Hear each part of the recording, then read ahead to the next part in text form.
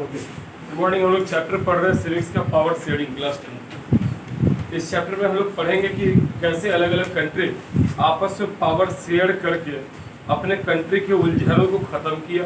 कुछ ऐसा भी कंट्री पढ़ेंगे जहाँ पे ज़बरदस्ती पावर शेयरिंग नहीं किया गया, तो उस कंट्री का कैसे बनावट हुआ। सबसे पहले स्टार्टिंग में हम लोग यहाँ पे दो कंट्री के बारे में पढ़ना चाहेंगे। फर्स्ट में बेल्जियम और दूसरा श्रीलंका। बेल्जियम क्या यूरोप का एक देश है, बहुत छोटा कंट्री है। बेल्जियम में ही वाटरलू पड़ता है जहाँ पे लड़ाई हुई थी नेपोलियन की। ध्यान करो, आपने सुना होगा बैटल ऑफ वाटरलू, जहाँ नेपोलियन हार गया था। तो बेल्जियम एक स्मॉल कंट्री है। कहाँ पे है ये? यूरोप में है। उस जगह का क्या परसेंटेज है वो देखिए, और फिर एक बार आप श्रीलंका का देखिए। तो सबसे पहले बेल्जियम की बात करें, ये किस कॉन्टिनेंट में है बाबू? यूरोप में। इसके कैपिटल का नाम है ब्रुसेल्स। ठीक है, ये नेपोलियन के हारने के बाद जो न्यू अरिस्टोक्रेसी आपने हिस्ट्री में पढ़ा है, 1815 के बाद न्यू अरिस्टोक्रेसी फिर से जन्म हुआ। उसी में ये बेल्जियम एक इंडिपेंडेंट देश बना। बेल्जियम एक इंडिपेंडेंट देश बना। अगर ये बेल्जियम है तो इसमें 3 तरह का भाषा बोलने वाले लोग थे। सपोज इसका कैपिटल ये ब्रुसेल्स है, ठीक है, तो इसमें 3 तरह के लैंग्वेज बोलने वाले लोग थे। अगर आप देखोगे लोअर साइड से, अगर लोअर साइड से नीचे की साइड से देखोगे तो नीचे की साइड से इसका बाउंड्री फ्रांस के साथ है। तो इस एरिया में फ्रेंच बोलने वाले लोग थे। क्या बोलने वाले? और फ्रेंच बोलने वालों का पॉपुलेशन 40% था। पूरे देश के जनसंख्या के 40% जनसंख्या किसका था? फ्रेंच बोलने वाले। ऊपर इधर नीदरलैंड पड़ता है। नीदरलैंड का एक पुराना नाम था डच, ठीक है, या हॉलैंड। और डच एक भाषा भी है। तो नीदरलैंड के साइड से इधर पे क्या बोलने वाले लोग थे? डच बोलने वाले। और इनका परसेंटेज कितना था? 59%। और यहाँ पे ईस्टर्न साइड से इसका बाउंड्री पड़ता है जर्मनी के साथ। तो इस कंट्री में 1% लोग जर्मन भाषा बोलने वाले थे। कहाँ पे? बेल्जियम। जब ये देश आगे बढ़ा तो हुआ क्या, यहाँ पे चूंकि नेपोलियन के टाइप से ही फ्रांस का डिप्लोमेसी था। फ्रांस के लोग ज्यादा ताकतवर थे, फ्रेंच लोग ज्यादा होशियार थे, इनके पास शहर पे कब्जा था। और बेल्जियम शहर, ये जो ब्रुसेल्स शहर है, इसका भी एक अलग हिसाब था। यहाँ पे 80% लोग, अगर तुम ब्रुसेल्स की बात करोगे जो इसका कैपिटल है, तो यहाँ पे 80% लोग फ्रेंच थे और 20% लोग क्या चीज थे? डच थे। मात्र 20% ही लोग डच बोलते थे, 80% लोग क्या बोलते थे? फ्रेंच। तो अगर देश की बात करें,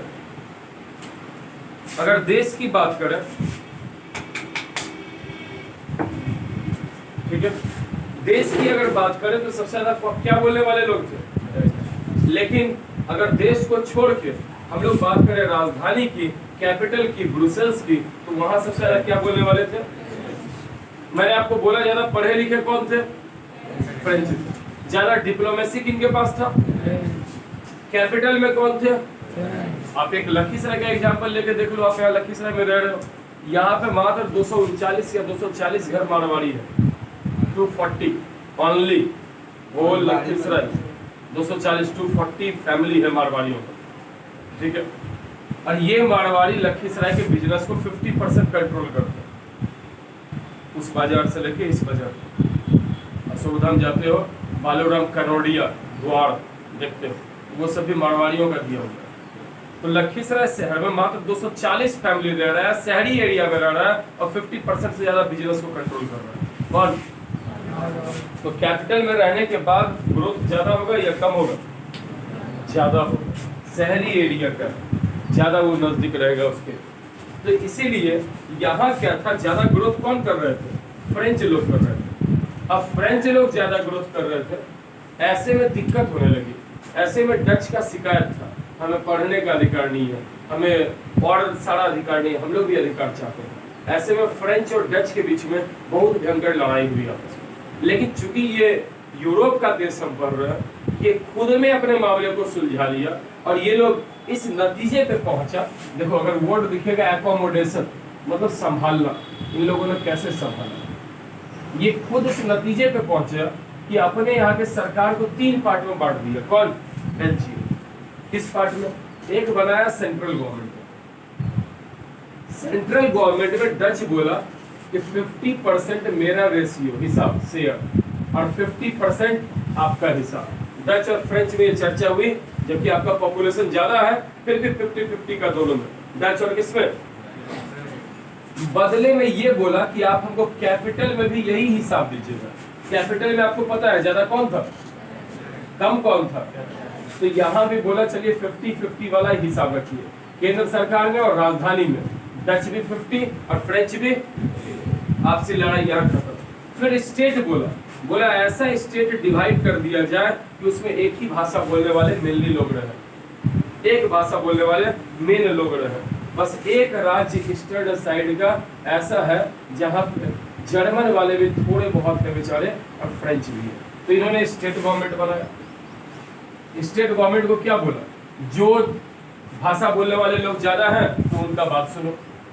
और तीसरा इन्होंने बनाया कम्युनिटी गवर्नमेंट, सामुदायिक सरकार। इन्होंने बोल दिया सारे भाषा के लोगों को कि आप ऐसा काम कीजिए, आप अपने क्षेत्र में एक छोटा स्थानीय सरकार बनाइए जहां आपके भाषा को बढ़ाया जाएगा। आप अपने भाषा को बढ़ाने के लिए स्कूल, हॉस्पिटल्स, जो कुछ भी है आपकी भाषा से रिलेटेड, धर्म के प्रचार से रिलेटेड। धर्म तो खैर सब क्रिश्चियन था, मेनली भाषा अलग अलग था।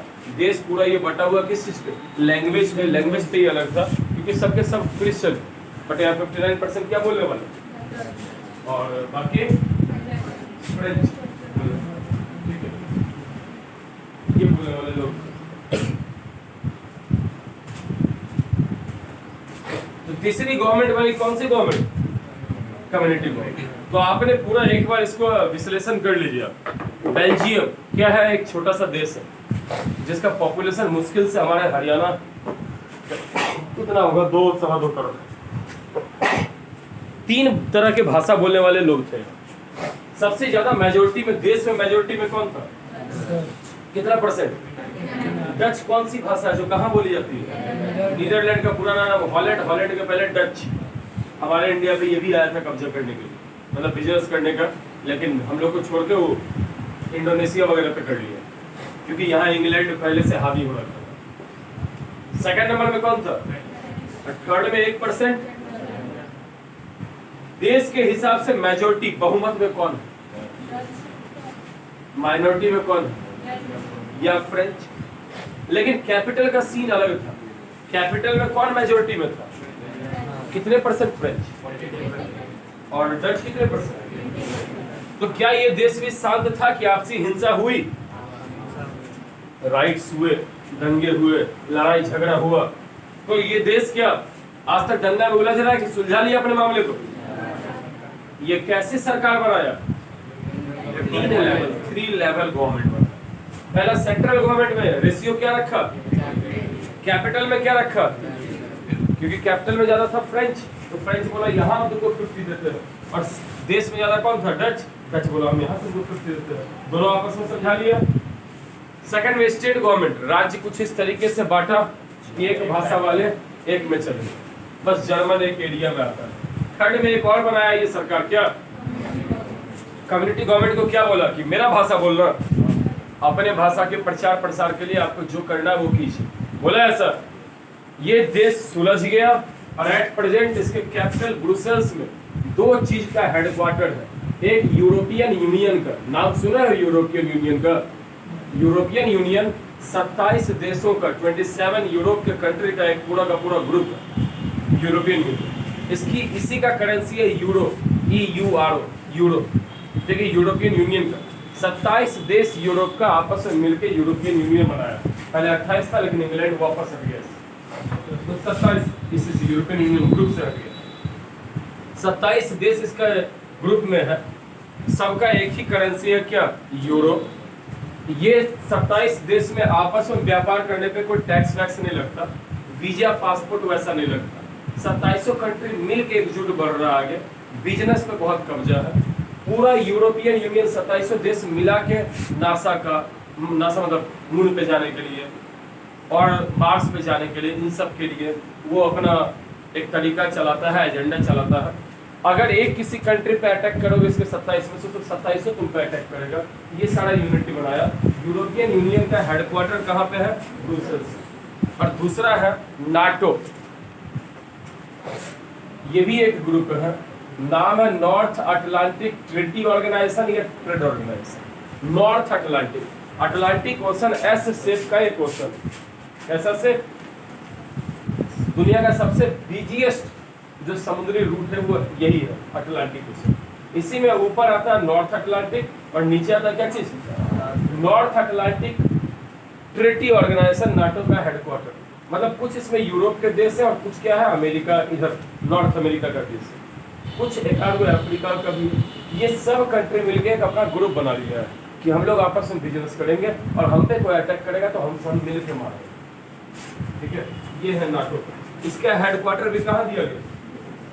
तो अगर किसी एजेंसी का किसी चीज का हेडक्वार्टर दिया जा रहा है आपके देश में, तो वो देश सक्सेस कर रहा है या बेकार जा रहा है?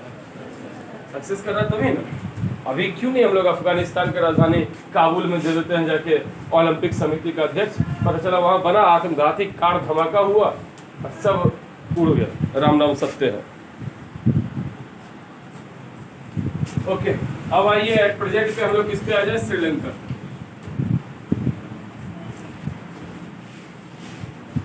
आपको पता है हमारे साउदर्न साइड में एक कंट्री है, नाम क्या? श्रीलंका। ये इस पे भी इंग्लैंड ने कब्जा किया था।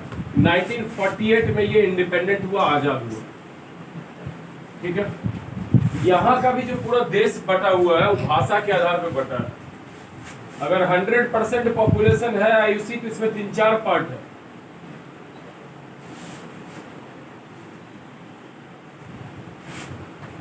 सेवेंटी 74% सिहली भाषा बोलने वाले लोग हैं, जिसको सिन्हाली जो लिखा जाता है बट हिंदी में सिहली पढ़ते हैं। 18% तमिल है। 18%, इसमें भी दो तरह के तमिल है। 13% है श्रीलंकन तमिल, जो अंग्रेजों के आने के पहले ही जाके बस गए थे कहाँ? श्रीलंका में। और 5% है इंडियन तमिल, जिनको अंग्रेज भारत से ले गया था लेबर वेबर का काम करने के लिए श्रीलंका। 74 और 18 मिला के होता है आपका 92। बाकी के जो 8% है इसमें क्या है? कुछ क्रिश्चियंस है, कुछ मुस्लिम है, मतलब उर्दू बोलते हैं, तो डिफरेंट लैंग्वेजेस बाकी है।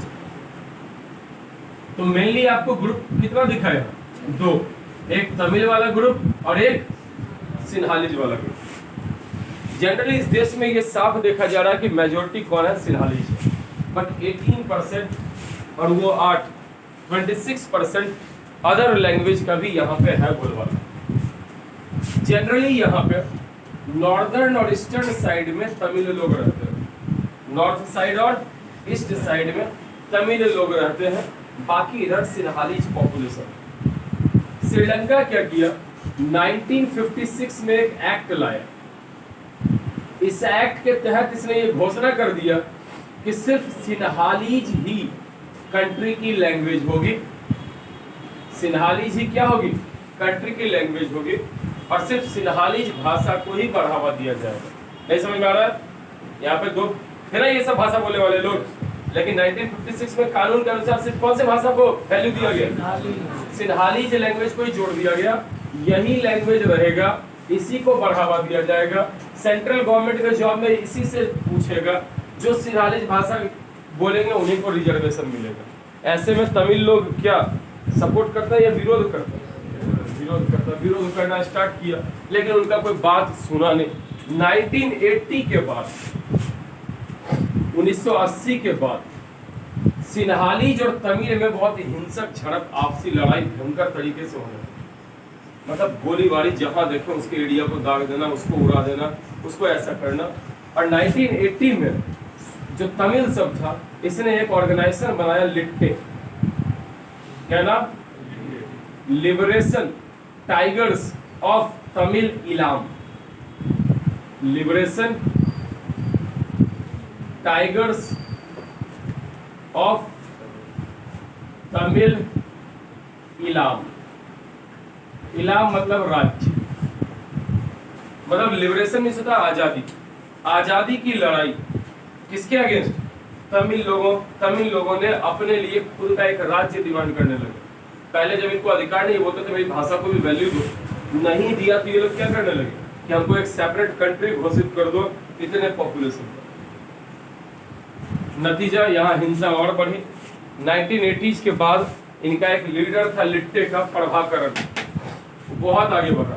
इसने इंडिया से मदद मांगा 1984 के बाद, इंडिया से मदद मांगा।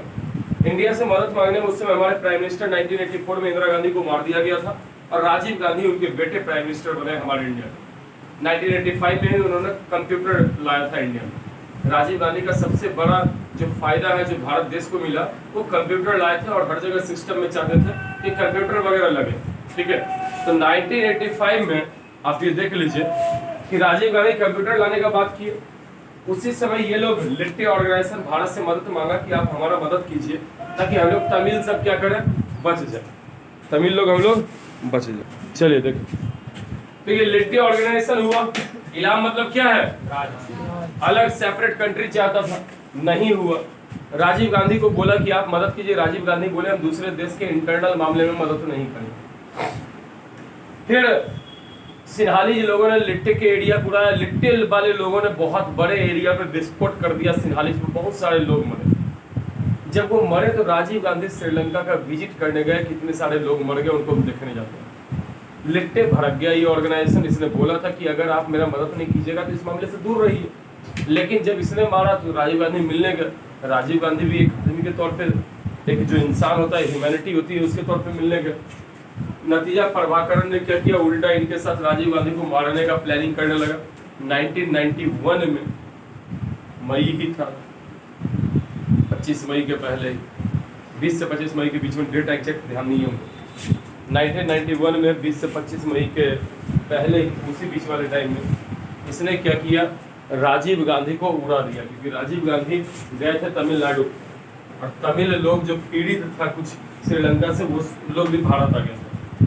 राजीव गांधी किसी से भी मिल लेते थे, बहुत नॉर्मल इंसान थे, सबसे मिलते थे। घमंड एक रत्ती नहीं, इंदिरा गांधी के बेटे, इतना संपत्ति, नेहरू परिवार के सज्जन थे प्राइम मिनिस्टर। स्टेज पे एक लड़की आई माला लेके, पता था, खुफिया विभाग को ये पता चल गया था कि हमारे प्राइम मिनिस्टर पे अटैक होने वाला है, बट फिर वो लोग मना भी करता था कि आप ऐसे नहीं मिलिए। फिर भी राजीव गांधी बोले कि नहीं, आप भेजिए उस लड़की को, कोई भी आके अपना दुख दर्द बांट के आपको माला पहनाना चाह रहा। वो माला पहनाते हुए लड़की एक बटन दबाई और पूरा का पूरा स्टेज गायब हो गया। सिर्फ जूता का सोल इतना को मिला, बेसिक कंपनी का जूता वो पहनते थे राजीव गांधी। तब पता चला कि हाँ, हमारे प्राइम मिनिस्टर साफ हो गए, डेथ कर गए, उनको मार दिया गया। ठीक है, ये स्थिति है। हंसी आ रहा था। ये कंट्री का इस तरीके से इन लोगों ने विरोध किया। बाद में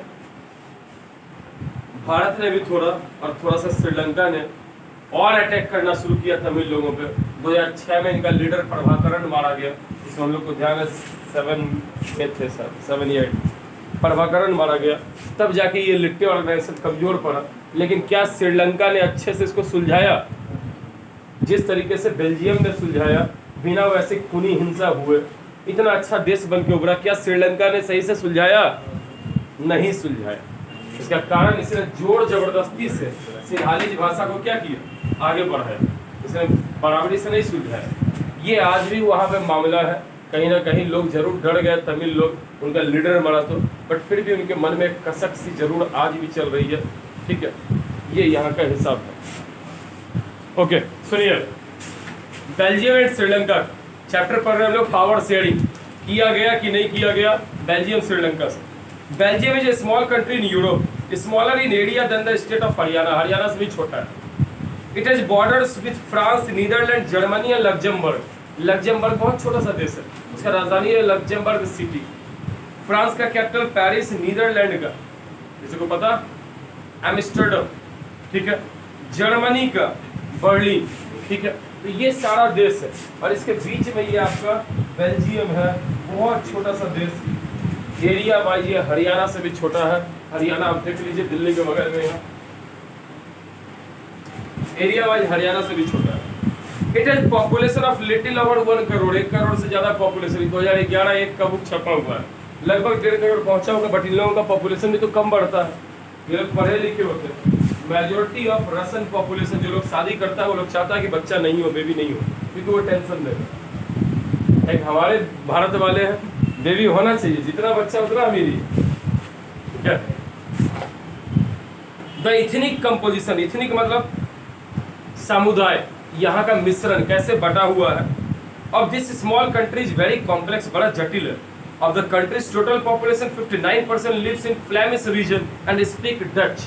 फ्लेमिश वो क्षेत्र है जहाँ पे कौन लोग रहते हैं, डच भाषा बोलने वाले। Another 40% people live in Wallonia region and speak French. 40% लोग वेलोनिया में रहते हैं और फ्रेंच भाषा बोलते हैं। वेलोनिया क्षेत्र का नाम है, कैसे तुम बोलते हो बिहार में भी मगध, मगध क्षेत्र, टाल क्षेत्र, दियारा क्षेत्र बोलते हो, वैसे क्षेत्र का नाम है। वेलोनिया में रहने वाले फ्रेंच बोलते हैं, मतलब वो साउथ में, देखो बगल में मैप दिया होगा उसका, साउथ साइड जो क्षेत्र है उसको बोल रहे हैं वेलोनिया, नॉर्थ साइड जो क्षेत्र है उसको बोलते हैं फ्लेमिश, ठीक है। Remaining 1% Belgian speak German in the capital city of Brussels. 80% people speak French. राजधानी में 80% लोग क्या बोल रहे हैं, फ्रेंच की भाषा, और 20% लोग क्या बोल रहे हैं, Dutch. The minority French speaking community was relatively rich and powerful. ताकतवर कौन थे, फ्रेंच, अमीर भी थे, ताकतवर भी थे, पढ़े लिखे भी थे।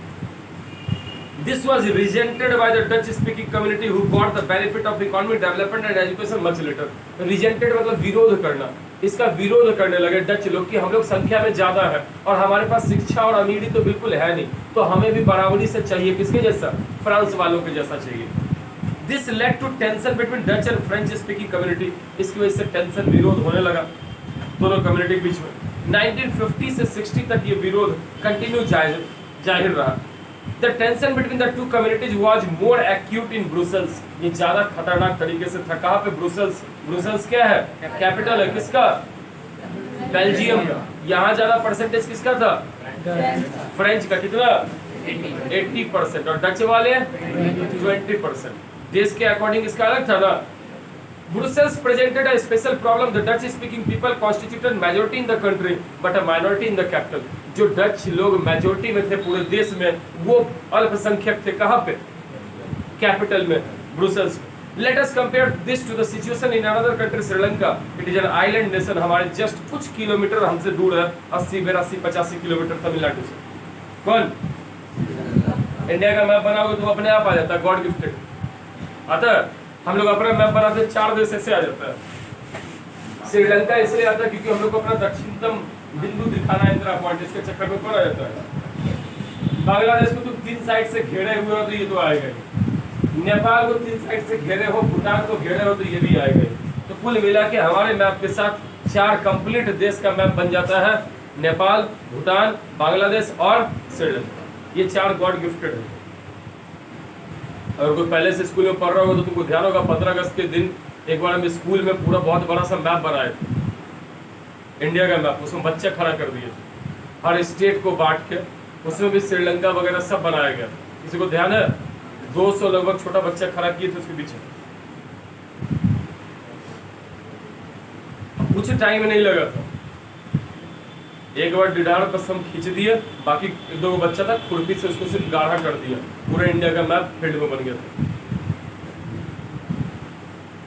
तो अब देखिए, तो हम लोग चल रहे हैं श्रीलंका की बात कर रहे हैं। श्रीलंका एक आइलैंड नेशन है, हमारे तमिलनाडु से कुछ किलोमीटर दूर है, 2 करोड़ के लगभग इसका पॉपुलेशन है, जस्ट हरियाणा के जैसा। साउथ ईस्ट एशिया में श्रीलंका डाइवर्स पॉपुलेशन है, डाइवर्स मतलब बहुत तरह का यहाँ पे जनसंख्या है। मेजर ग्रुप यहाँ पे सिंहाली, सिहली भाषा हिंदी बोलते हैं, वो बोलने वाले लोग हैं। कितने परसेंट है, 74%। तमिल लोग कितने परसेंट है, 18%। अमंग तमिल, तमिल भी 2 ग्रुप में है। तमिल नेटिव ऑफ कंट्री, जो स्थानीय, जो वहाँ के ओरिजिनल निवासी थे, अंग्रेजों के आने के पहले से थे, वो 13% थे, और इनको बोलते हैं श्रीलंकन तमिल, बोलते हैं ना। The rest whose forefathers came from India as plantation workers, बाकी वो लोग थे जिनके forefather, वंशज, पूर्वज लोग आए थे भारत से प्लांटेशन, बगीचों में काम करने के लिए, बागानों में काम करने के लिए, चाय के बागान में काम करने के लिए, गन्ना के अथी में काम करने के लिए, उनको बोलते हैं इंडियन तमिल, और इनको अंग्रेज लेकर गया था वहाँ पे बसाने के लिए। As you can see from the map, Sri Lanka, Tamil are concentrated in north and east. देख लो सामने बुक पे ये मैप है, आप देखिए नॉर्थ और ईस्ट में ही इनका जनसंख्या ज्यादा है कि नहीं तमिल का। ये इस साइड मैप पे हमेशा ही ऊपर के साइड नॉर्थ होता है, तो नीचे क्या हो गया, right hand side east, left hand side देख लीजिए ईस्ट में फैला हुआ है तमिल लोग या फिर नॉर्थ में है। बाकी ये जो वेस्ट और साउथ का पोर्शन है इधर ज्यादा कौन सी भाषा बोलने वाले हैं, सिहली भाषा, सिन्हाली भाषा, ठीक है। Most of the Sinhala speaking people are Buddhist, अधिकतर लोग क्या बुद्धिस्ट। और जानते हैं श्रीलंका में बुद्धिस्ट फैलाने वाला अशोका था, हमारे यहाँ का राजा, हमारे बिहार का। इसी ने अपने बेटे महेंद्रपाला और बेटी संघमित्रा को भेजा था कि जाओ जाके बौद्ध धर्म का प्रचार करना श्रीलंका में। और जो बोध गया जहाँ पे ज्ञान मिला था गौतम बुद्ध को, उसी के पीपल के पेड़ के पास से एक पीपल का पेड़ उखाड़ के ले जाके श्रीलंका में लगाया गया। बाद में जब बख्तियार खिलजी आया और पूरे बिहार का विरासत खत्म करने लगा, नालंदा यूनिवर्सिटी में आग लगा दिया, 6 महीने तक आग जलते रहा, सारा मठ सारा यूनिवर्सिटी जब बेकार कर दिया, उस समय वो बोध गया में उस पेड़ को भी काट दिया, बर्बाद कर दिया। जो पेड़ था किस चीज का, पीपल का, जिसके नीचे ज्ञान मिला था गौतम बुद्ध। बाद में उस जमाने में कोई वो पेड़ फिर से लगाया, लेकिन 18वीं शताब्दी आते आते वो पेड़ फिर बेकार हो गया।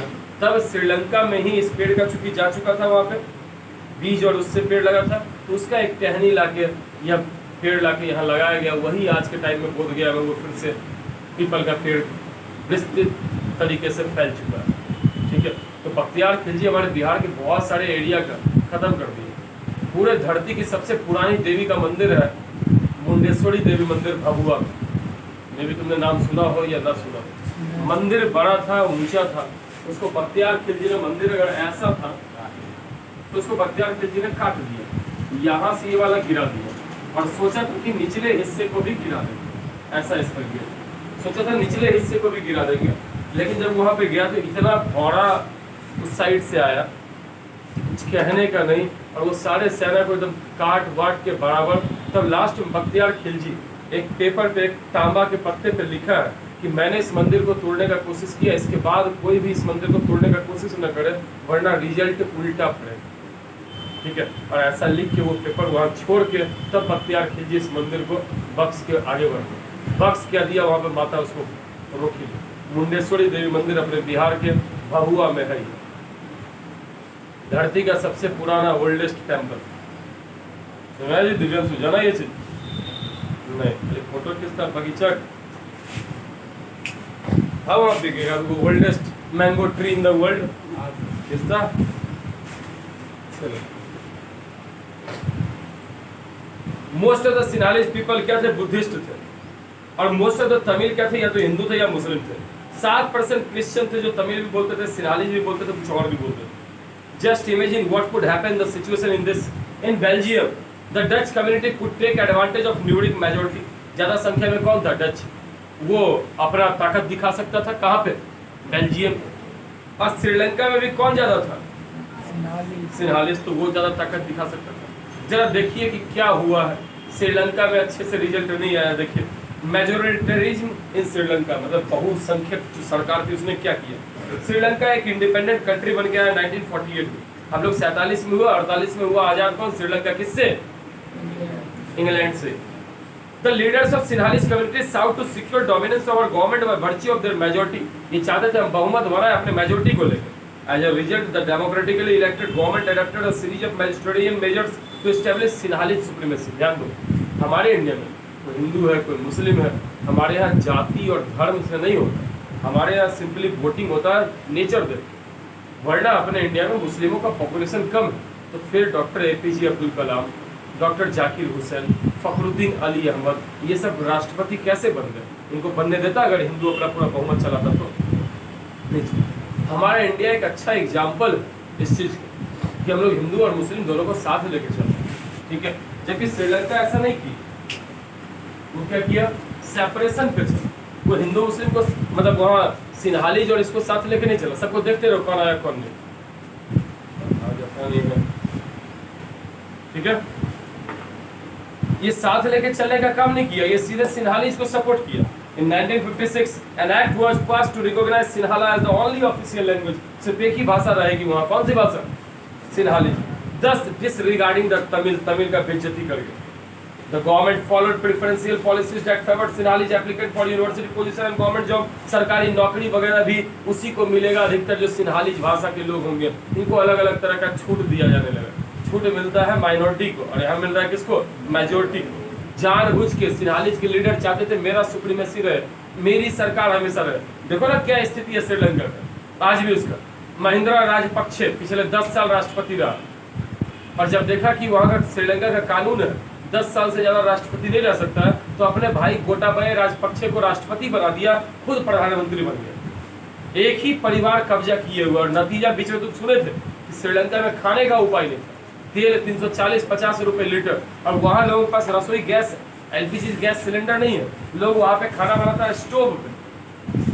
नतीजा एक ही वो रिफाइनरी था, तेल सही से साफ हुआ नहीं, ठीक है, एक ही रिफाइनरी था, तेल सही से साफ हुआ नहीं, दिक्कत हो गया। पेट्रोल का किरासन लेने वालों का भीड़ लग गया स्टोव के लिए। स्टोव समझते हैं जी, काम चलता है, पहले तुम उसको इग्नाइट करते हो फोर्स, फिर वो खूब अच्छा हिट देता है। पहले चिकन विकन घर में उसी पे बनता था, इनके यहाँ, मेरे यहाँ तो था ही, तुम्हारे लोगों के यहाँ भी बस सब समझ में नहीं देखा stove.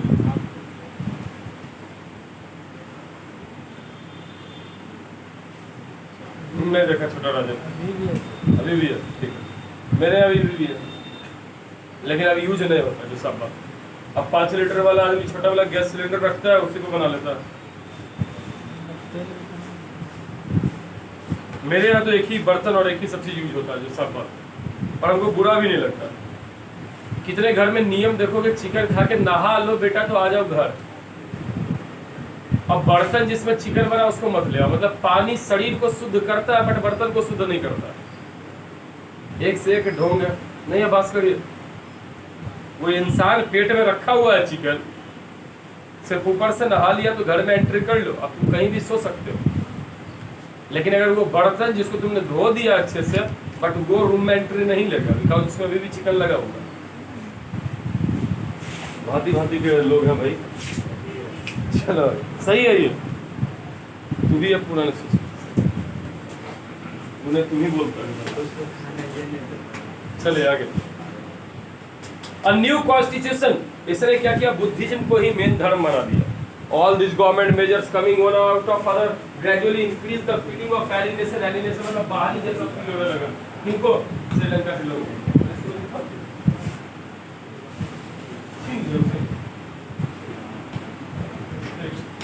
Among Sri Lankan Tamils, they felt that none of the major political party led by Buddhist Sinhalese leaders was sensitive to their language। धीरे धीरे सिन्हाल इनको तमिल को लगने लगा कि कोई भी पार्टी हम लोग का कोई भी पार्टी हम लोग का सपोर्ट नहीं कर रहा है, और इसी वजह से संविधान को बदलने की जरूरत है। संविधान में हमें भी अधिकार मिलना चाहिए। इन लोगों ने विरोध किया लेकिन इनका सक्सेस नहीं हुआ।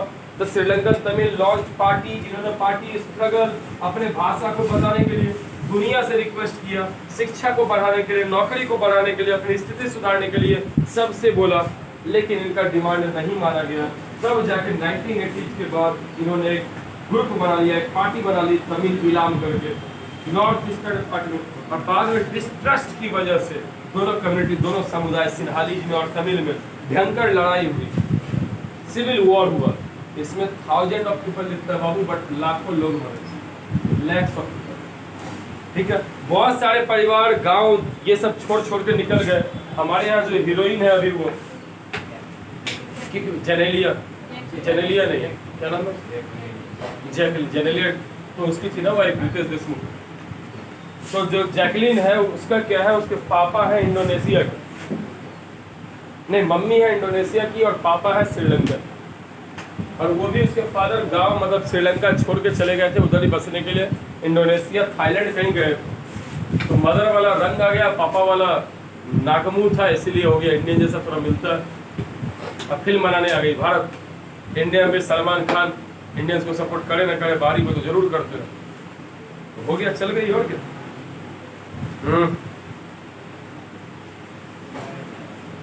तो ये श्रीलंका का है। अकोमोडेशन इन बेल्जियम तो तुमको हम पहले पढ़ा दिए कि कैसे कैसे सरकार बनी थी, 3 सरकार, सेंट्रल, स्टेट और कम्युनिटी गवर्नमेंट। अब यहाँ तक पढ़ाया, कल परसों में चैप्टर अच्छे से खत्म करेंगे।